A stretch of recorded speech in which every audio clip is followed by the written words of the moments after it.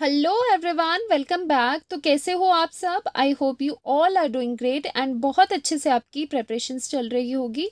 तो देखो, अब हम आते हैं थॉमसन मॉडल पे। ठीक है, अभी तक क्या पढ़ा था हमने? सब एटॉमिक पार्टिकल्स की डिस्कवरी कैसे हुई वो हमने बिल्कुल डिटेल में करा, और उसके बीच में कैथोड रेज, एनोड रेज क्या होती है, क्या प्रॉपर्टीज होती है, वो चीज़ें भी हम कर चुके हैं। अगर आपको नहीं ये सब चीज़ें पढ़ी है आपने, तो आप पिछले लेक्चर्स में जाके देख सकते हो। ठीक है, अब देखो, आफ्टर द डिस्कवरी ऑफ सब एटॉमिक पार्टिकल्स, सबसे मेन क्वेश्चन जो साइंटिस्ट के सामने था वो था कि इनका डिस्ट्रीब्यूशन कैसे है, कि एटम के इनसाइड में इनका पोजीशन क्या है, इन सब एटॉमिक पार्टिकल्स की पोजीशन क्या है एटम के अंदर, किस तरह से ये एटम में डिस्ट्रीब्यूटेड हो गए। ठीक है, तो उसी के लिए डिफरेंट डिफरेंट एटॉमिक मॉडल्स आए। ठीक है, लेकिन जो हम मेनली मॉडल्स पढ़ते हैं पहले वो है थॉमसन्स मॉडल और दूसरा रदरफोर्ड का मॉडल। ठीक है, तो सबसे पहले यहाँ पर पढ़ेंगे, इस लेक्चर में हम कवर करेंगे थॉमसन्स मॉडल ऑफ एटम। ठीक है, और उनका जो मॉडल था उसे कहते हैं वाटरमेलन मॉडल भी कहते हैं। ठीक है, वाटरमेलन से कंपैरिजन किया था। ठीक है,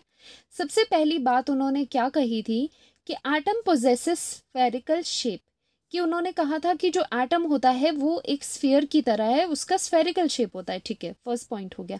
अब अगर ये स्फेरिकल शेप में है तो उसका कुछ ना कुछ रेडियस होगा। ठीक है, और उसका जो रेडियस था अप्रोक्सीमेटली उन्होंने कहा ये रेडियस की वैल्यू है 10⁻⁻10 मीटर। ठीक है, ये उन्होंने रेडियस ऑफ द एटम दिया था उनके मॉडल के अकॉर्डिंग। नेक्स्ट पॉइंट में क्या कहा था उन्होंने? देखो, उन्होंने बात करी थी पॉजिटिव चार्ज की एंड नेगेटिवली चार्ज मतलब इलेक्ट्रॉन की। ठीक है, न्यूट्रॉन का उन्होंने इस मॉडल में न्यूट्रॉन्स को उन्होंने शामिल नहीं करा था, मे बी उस टाइम पे न्यूट्रॉन्स की डिस्कवरी पूरी तरह से नहीं हुई होगी। ठीक है, तो उन्होंने अपने मॉडल में बात करी थी positive charge and negative charge की। ओके, अब देखो, उन्होंने कहा था कि जो आपका एटॉमिक स्फीयर है उस पर जो पॉजिटिव चार्ज है ना वो बिल्कुल यूनिफॉर्मली डिस्ट्रीब्यूटेड है। ठीक है, इवनली पूरे के पूरे स्फीयर पर, एटॉमिक स्फीयर पर पॉजिटिव चार्ज यूनिफॉर्मली डिस्ट्रीब्यूटेड है। सारे में क्या है, पॉजिटिवली चार्ज डिस्ट्रीब्यूट हुआ है पूरे के पूरे एटॉमिक स्फीयर पर। ठीक है, ये बात उन्होंने कही थी। और नेगेटिव चार्ज के लिए उन्होंने कहा था कि इसी जो एटॉमिक स्फीयर है, पॉजिटिवली चार्ज जो आपका स्फीयर है उसी के अंदर एम्बेडेड है इलेक्ट्रॉन्स। ठीक है, अब बात कही थी कि जो प्रोटॉन्स हो गए, that means positively charge particle हो गए, वो तो यूनिफॉर्मली डिस्ट्रीब्यूटेड है। लेकिन इलेक्ट्रॉन्स को उन्होंने यूनिफॉर्मली डिस्ट्रीब्यूटेड नहीं कहा था, उनको कहा था कि वो जस्ट बीच बीच में कहीं कहीं एम्बेडेड हो गए। ठीक है, अब देखो, अब वाटरमेलन मॉडल क्यों कहते हैं इसको ये भी देख लेते हैं। आप लोगों ने ऑब्वियसली आपने वाटरमेलन तो खाया होगा। ठीक है, अब देखो, वाटरमेलन जब भी आप लोगे, मान लो उसको आपने बीच से कट कर दिया। ठीक है, उसके दो पार्ट्स हो गए। अब उसमें अगर आप फेस देखते हो तो कैसा आपको नज़र आता है? कुछ इस तरह से आपको नज़र आएगा। ठीक है, उसमें क्या होता है, जो रेड कलर का होता है वो क्या होता है, वाटरमेलन का पल्प है। और उसमें जो ब्लैक कलर के है वो क्या है, सीड्स हैं, जो कि बीज है उसके। ठीक है, तो वही हमने यहाँ पर पिक्चर बनाई है वाटरमेलन मॉडल कि थॉमसन का model is similar to watermelon. किस तरह से है, अब देखो, यहाँ पर जो ये रेड कलर से ये शेडेड पोर्शन है स्फीयर का, मोस्ट ऑफ द पूरा का पूरा जो स्फीयर है उसको हमने पॉजिटिव चार्ज से, मतलब हमने रेड कलर से शेड किया है। दैट मीन्स जो पॉजिटिव चार्ज है वो पूरे के पूरे स्फीयर पे यूनिफॉर्मली डिस्ट्रीब्यूटेड है, इसीलिए हमने इसको पूरा रेड शेड कर दिया। ठीक है, तो यहाँ पर हम लिखेंगे कि ये जो रेड कलर है दैट मीन्स ये है पॉजिटिव स्फीयर। ठीक है, यहाँ पर पॉजिटिव चार्ज है। ठीक है, या पॉजिटिव स्फीयर लिख लेते हैं यहाँ पर। एंड जो ये ब्लू कलर से नेगेटिव है, they are negatively charged electrons. ठीक है, तो ये मॉडल हो गया। तो वहाँ पर भी यही बात है कि जो रेड पल्प है वो है पॉजिटिव चार्ज पूरा डिस्ट्रीब्यूटेड, एंड जो उसमें जो सीड्स है दे आर इलेक्ट्रॉन्स। तो electrons are like seeds in the watermelon. ठीक है, अब बात आपको समझ आ गई। जब भी आपके पास जे थॉमसन का एटॉमिक मॉडल पूछे तो हमेशा वाटरमेलन को विजुअलाइज करो। ठीक है, उससे क्या होगा, आप इजीली इसके पॉइंट्स बना पाओगे। इस तरह से विजुअलाइज किया, बीच में क्या है, पूरा पॉजिटिवली चार्ज है, एंड बीच में क्या है, जो नेगेटिव चार्ज इलेक्ट्रॉन्स है वो एम्बेडेड है इसमें। ठीक है, सिंपल सी बात है। अब देखो, उन्होंने कहा था कि अब जो ये नेगेटिव चार्ज है ये कितने हो गए, ये जो इलेक्ट्रॉन्स है वो कितने हो गए नंबर पे, ये बात आती है।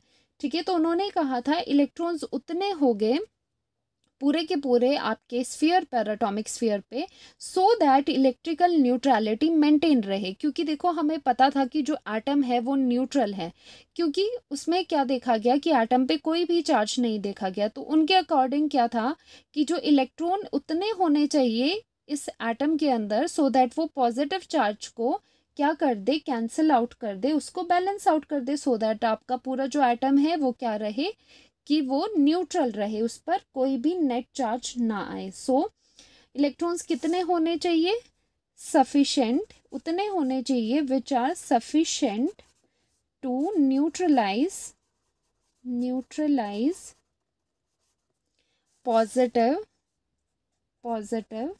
चार्ज। ठीक है, तो इलेक्ट्रॉन्स कितने उन्होंने बताया जे थॉमसन ने, उतने which are sufficient to neutralise the positive charge. ठीक है, अब देखो नेक्स्ट पॉइंट उन्होंने कहा था electrons are embedded in such a way to give the most stable electrostatic arrangement. अब देखो एटम की एक बात ये भी, एक प्रॉपर्टी ये भी रहती है, मेन पॉइंट ये रहता है उसकी स्टेबिलिटी का।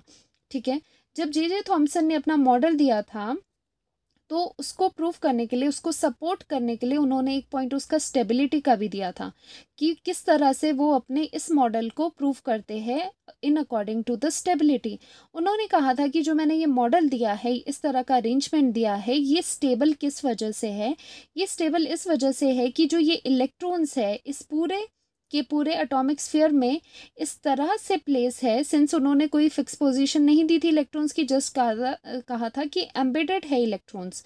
तो उन्होंने कहा था कि जो ये इलेक्ट्रॉन्स है they are embedded in such a way so that कि मोस्ट स्टेबल इलेक्ट्रोस्टैटिक अरेंजमेंट मिले। ठीक है, ये कहा था उन्होंने। अब ये स्टेबिलिटी किसकी वजह से थी, देखो आपको पता है कि जो लाइक चार्जेस होते हैं, जो सेम चार्जेस होते हैं, वो करते हैं एक दूसरे को रिपेल। ओके, एंड जो ऑपोजिट चार्जेस होते हैं जैसे प्लस माइनस है, वो करते हैं एक दूसरे को अट्रैक्ट। ठीक है, तो यहाँ पर दो तरह की फोर्सेस थी, नेगेटिव में repulsive forces and opposite charges में क्या होती है, अट्रैक्टिव फोर्सेस। तो उन्होंने कहा था कि इस एटम की स्टेबिलिटी इस वजह से है क्योंकि जो ये दोनों फोर्सेस है, attractive and repulsive forces, they are balancing each other, ये एक दूसरे को बैलेंस कर रही है। इसी वजह से पूरा का पूरा जो एटम है वो स्टेबिलिटी की तरफ जा रहा है, वो स्टेबल हो रहा है। ठीक है, तो उन्होंने कहा था stability is due to the balance between the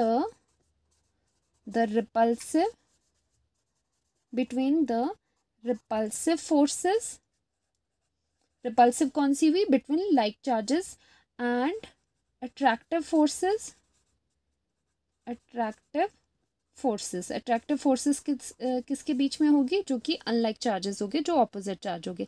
तो उन्होंने अपने मॉडल को सपोर्ट करने के लिए ये लॉजिक दिया था स्टेबिलिटी का कि इसमें जो फोर्सेस होगी वो एक दूसरे को बैलेंस कर रही होगी। ठीक है, एंड इलेक्ट्रॉन्स इस तरह से इसमें एम्बेडेड है सो दैट वो क्या करे कि एक स्टेबल इलेक्ट्रोस्टैटिक अरेंजमेंट बनाए, कि उसमें जो भी फोर्सेस वो एक्सपीरियंस कर रहे हो वो सब बैलेंस होके एक स्टेबल एटम को एक स्टेबिलिटी दे। ठीक है, तो उनका कहना ये था।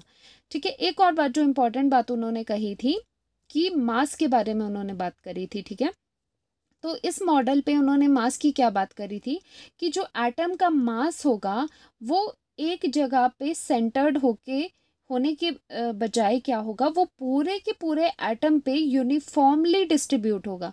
तो उन्होंने मास को एटम पे यूनिफॉर्मली डिस्ट्रीब्यूटेड बताया था। हालांकि आज के टाइम में जब आप पढ़ते हो एटम का मॉडल, आपको क्या पता है कि जो पूरा का पूरा एटम का मास होता है वो किस वजह से होता है, due to the neutrons and protons, उसके न्यूक्लियस की वजह से, क्योंकि न्यूक्लियस में होते हैं न्यूट्रॉन्स एंड प्रोटॉन्स। ये हमें आज के टाइम में पता है बिकॉज इलेक्ट्रॉन्स बिल्कुल ही निग्लिजिबल मास रखते हैं। लेकिन उन्होंने क्या कहा था उनके मॉडल के अकॉर्डिंग कि जो मास होगा पूरे के पूरे एटम का, that is uniformly distributed over the atom. ठीक है, तो ये बात उन्होंने कही थी। तो ये पॉइंट थे कुछ उनके थॉमसन के मॉडल के। अब देखो इसके दूसरे नाम क्या थे, पहले मैंने आपको बताया था वाटरमेलन मॉडल भी इसको कहते हैं बिकॉज ये रिजेंबल करता है वाटरमेलन से। एंड दूसरे नेम्स क्या क्या है इसके, प्लम पुडिंग भी इसे कहते हैं कई बार, एंड रेजन पुडिंग मॉडल भी कहते हैं। अब देखो पुडिंग क्या होता है, पुडिंग होता है हलवा। ठीक है, जैसे हलवा बनता है घर में। अब देखना, जब भी आप हलवा बनाओगे, ठीक है, उसको डेकोरेट करोगे तो हलवे के ऊपर क्या करते हैं, किशमिश जिसे कहते हैं रेजिन, ठीक है। तो रेजिन से क्या करते हैं, हम उसको डेकोरेट करते हैं, तो एक तरह से रेजिन को हम उसमें एम्बेडेड कर रहे हैं, ठीक है। या फिर प्लम, प्लम पुडिंग में भी क्या होता है कि प्लम के छोटे छोटे पीसेस उसके ऊपर क्या हो गए, एम्बेडेड किए होते हैं हमने, ठीक है। तो वो भी रिजेंबल करता है थॉमसन के एटॉमिक मॉडल को, क्योंकि उसमें भी जो ये रेजन है या फिर प्लम है, ये किसे रिजेंबल कर रहा है, इलेक्ट्रॉन को।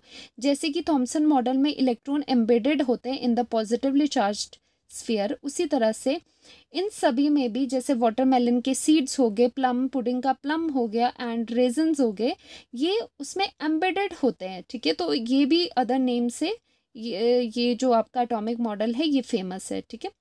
अब क्वेश्चन आता है व्हाई दिस मॉडल फेल्ड, ये मॉडल आपका फेल क्यों हुआ, ठीक है।